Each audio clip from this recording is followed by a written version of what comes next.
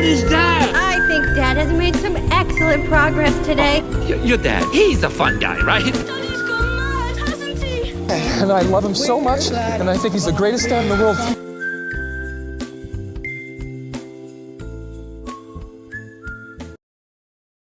I really needed, and I didn't know I needed it, but I really needed this new NCAA football game.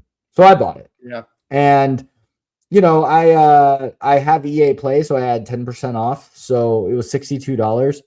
And Xbox will tell you how many hours you've played so far.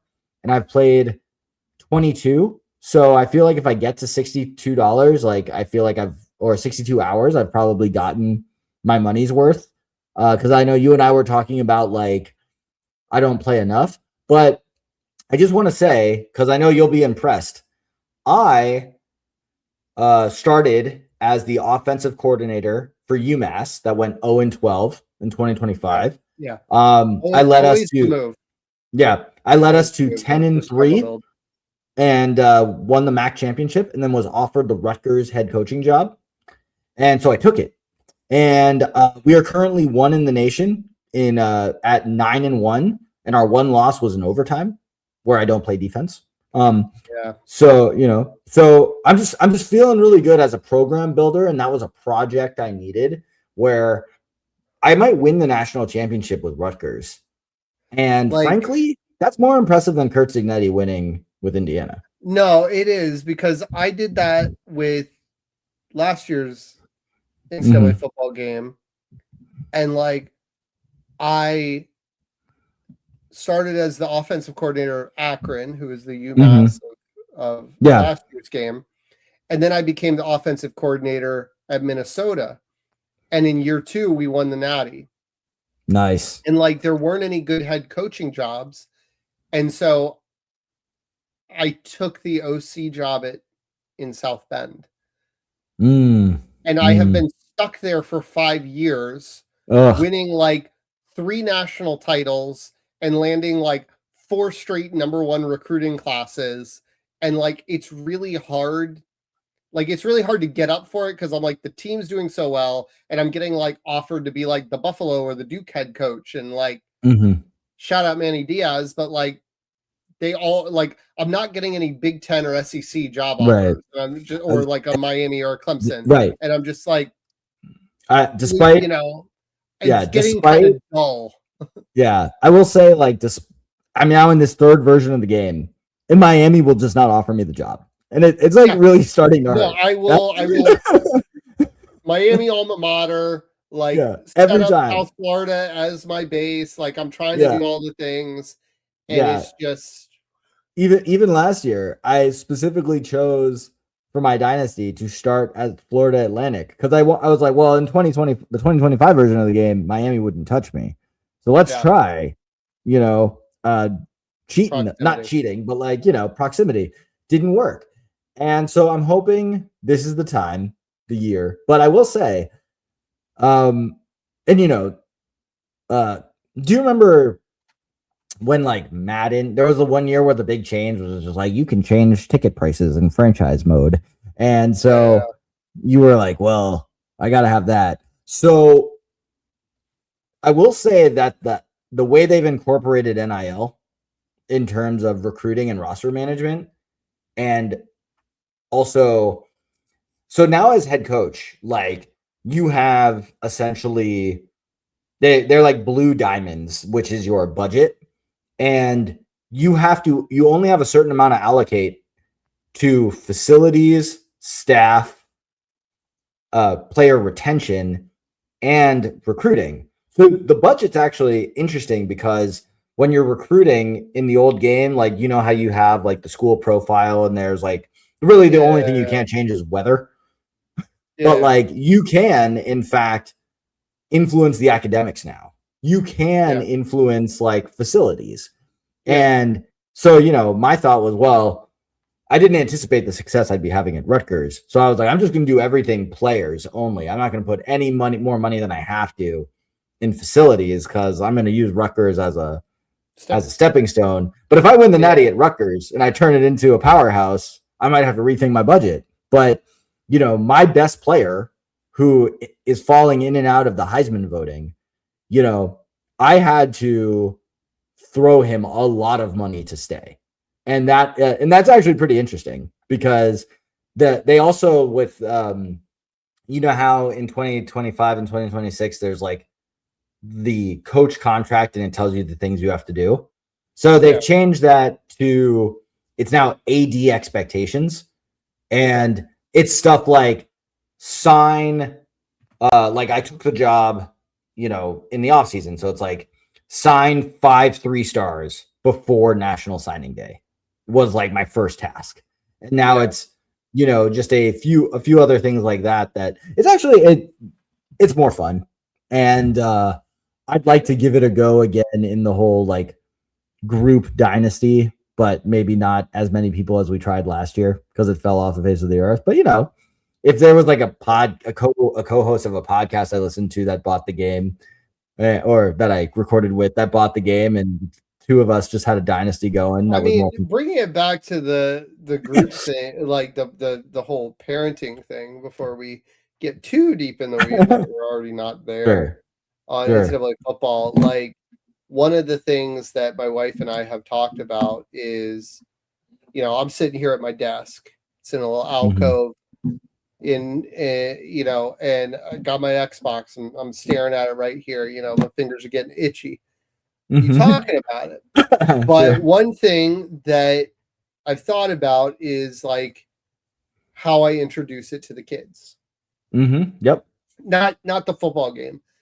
Like what I introduce to the kids. And really I'm down to either Lego Party, which is basically the Xbox version of Mario Party, because my wife said no new system. Like I can't go get a Nintendo Switch, even though I'm like, the kids will love the Mario stuff. It's got to be the system I already have. She doesn't want spending more money. And so it's like Lego Party, might do Minecraft.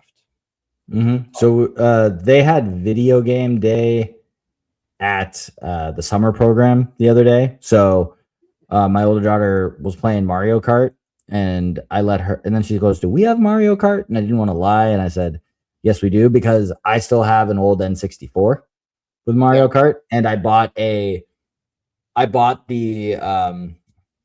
component to HDMI adapter.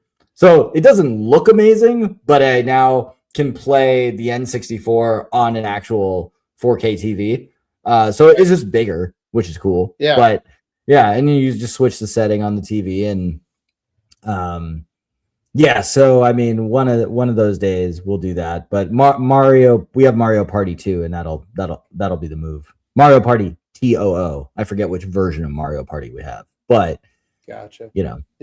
Those are the things that I'm thinking about with the kids. But sure. But yeah. She actually went with my wife out of town and my dad taking a nap at the hotel down the street. When the kids were doing their quiet time, I was doing some me time, playing NCAA, and they came downstairs after the alarm went off in their room, and my daughter's like, "Are you playing video games without me?" And I said, "Well, I'm playing a football game." She goes, Can we play Mario Kart?" And I just said, "No, or we gotta hang out with Grandpa." But I was also like, "Go away for 5 minutes. I gotta finish this game." So my kids have never seen me playing video games. My daughter has come back when I've been working, and she's like, "You have a video game?" And like, I diverted the discussion because this is like, we're almost doing a whole other episode about kids and video games at this point. Might even just cut this thing off and make it next week's episode. Who knows? But my wife has got like her brother was and still is into video games. Like he and I chat about the NCAA football video games. But he's into all sorts of games, right? Big gamer. And my wife never been into video games. And I think she's got a little bit of like trauma of like video games were people ignoring her when she was a kid. And so Okay. she's been very like reticent on like introducing our kids to it. And I've been like, that's why my Xbox is here. It's why I don't play on our TV. I play on one of my Right. 3 computer monitors that I'm staring at right now. I'm like, Sure. it's got an HDMI. It does what I There need you it go. to do. Like Yeah.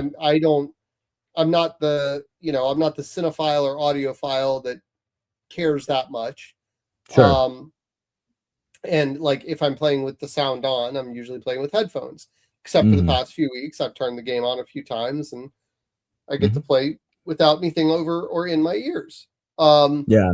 But I've been respectful of her wishes not to bring it out to the kids because I'm like, I don't care, especially because I don't think, especially my son, is old enough yet. But he started asking about it.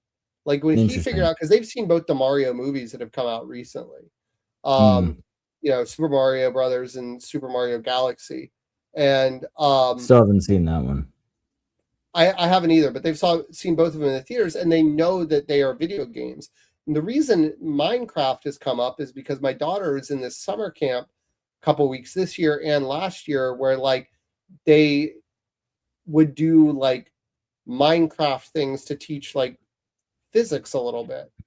Okay.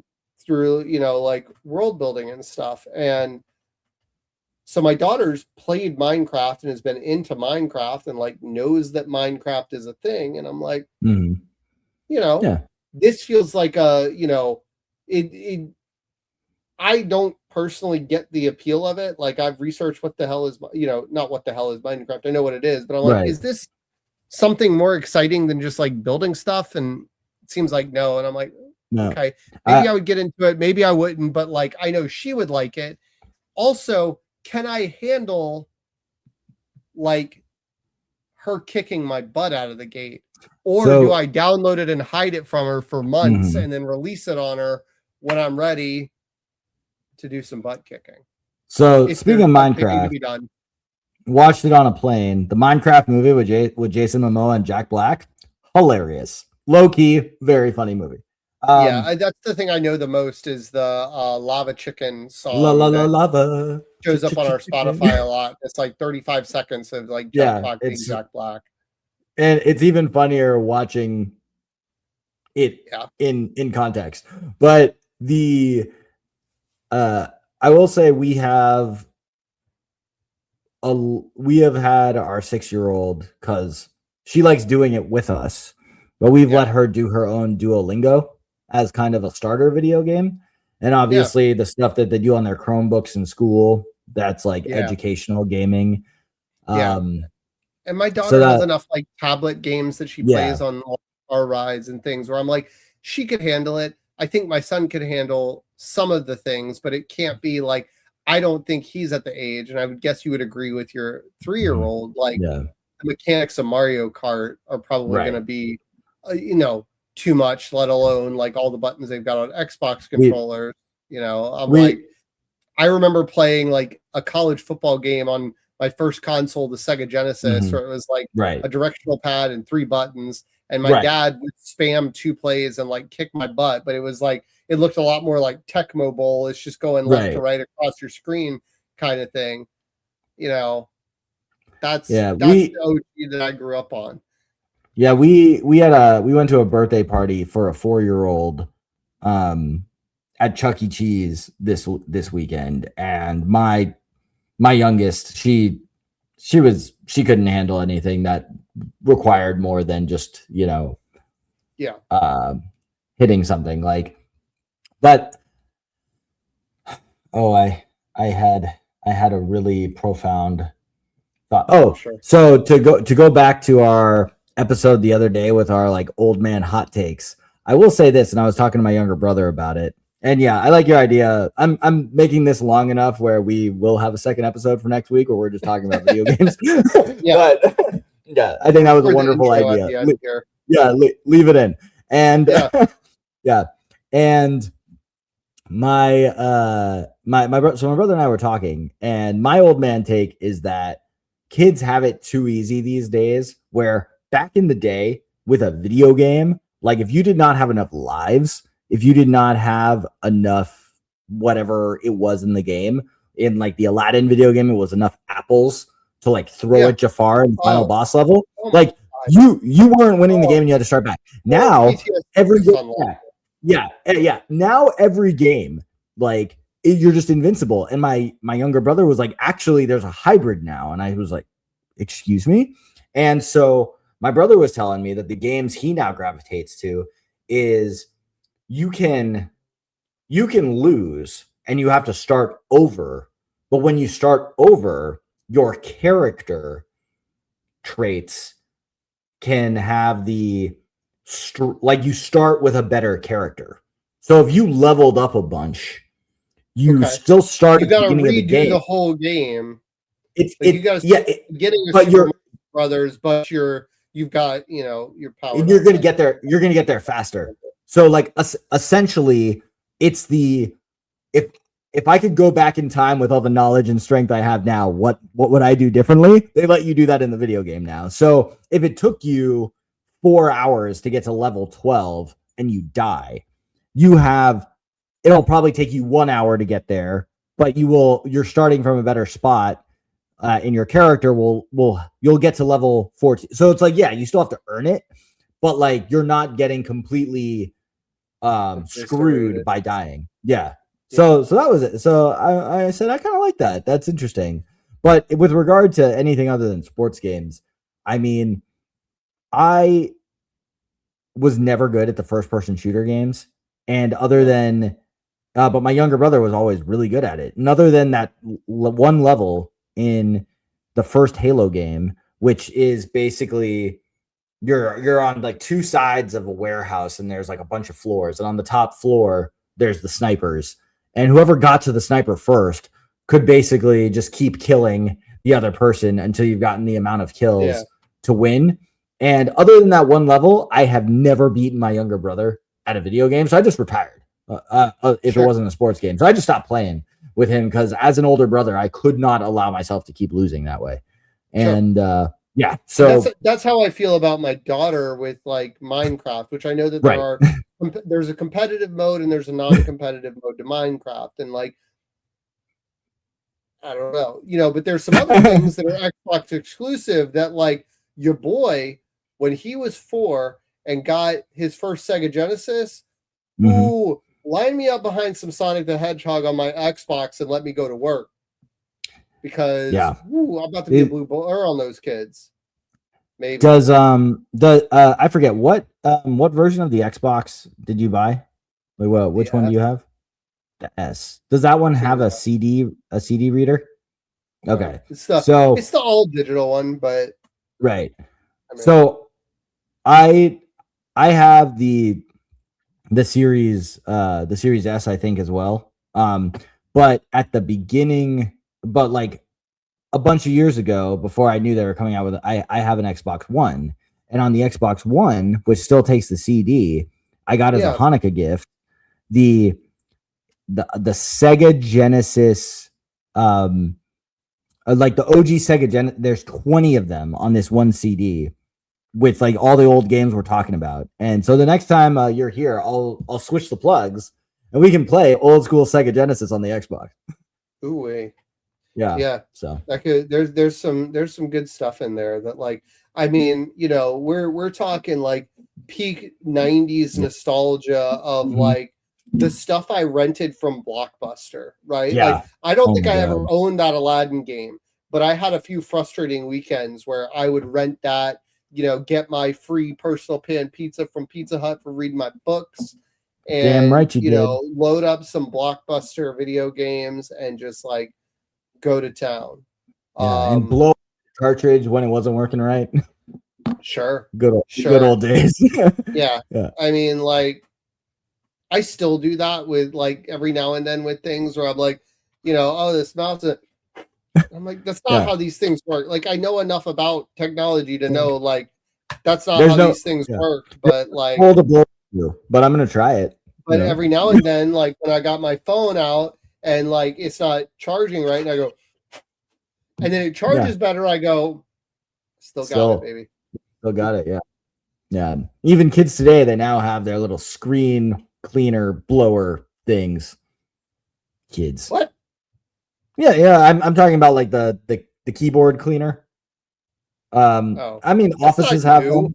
My mom. I know, but my mom had one of the. My mom had one of those when she was in an office when I was in elementary school. Same time. I know, but like Physics I didn't have them at home. I had to have the It's lung just strength compressed to air. clean You my buy it video from game. Staples. Yeah, I don't have one. I just Yeah, take my keyboard and like shake it out. yeah. I'm just saying, you had to earn it. Stuff falling out. They, they cheated back in the day. So Yeah, I don't know. But yeah, I mean, like my cousins had a Super Nintendo. mhm. You know, and they had Mario Brothers and Duck Hunt. That was it. Nice. And they were, a couple of girl cousins, both older than me by like, 8 and 12 years. And so Okay. they had some old games, but like I'd go up there and I was like, okay, Duck Hunt. Like, Yeah. and then I would get, whenever I'd go up to visit them, I'd get pretty good at Super Mario Brothers. But yeah, I mean that's my wife. About 10 years ago, Nintendo released. I think it was called the Nintendo SDS, some weird acronym like that. But basically, it was a mini sized old original Nintendo that was preloaded with like 20 games. So, she really wanted that one year for her birthday. So I got her that. And so we also technically have an old school Nintendo, but I have an N64. And I remember really wanting a version or a copy of World Series Baseball featuring Ken Griffey Jr. And we were at our baby moon in Richmond, and I had been looking for it on eBay, and people were selling this game for like $100, and I was like, no way. So we're in Richmond for our baby moon, and we walk by an old video game store, and I was like, I wonder. And the guy's selling it for $5, and I bought it, and it's funny. He's like putting it in the bag, and I like turned to my now wife, and I say, man, I'm so excited. I saw this on eBay for $100, and the guy's like, I haven't like physically handed it to you yet. And I said, well, I probably shouldn't have said that then. And but he then started checking eBay for some of the to make sure his prices were more comparable after I left. So I feel like I did him a solid, even though I got it for a 20th of the price.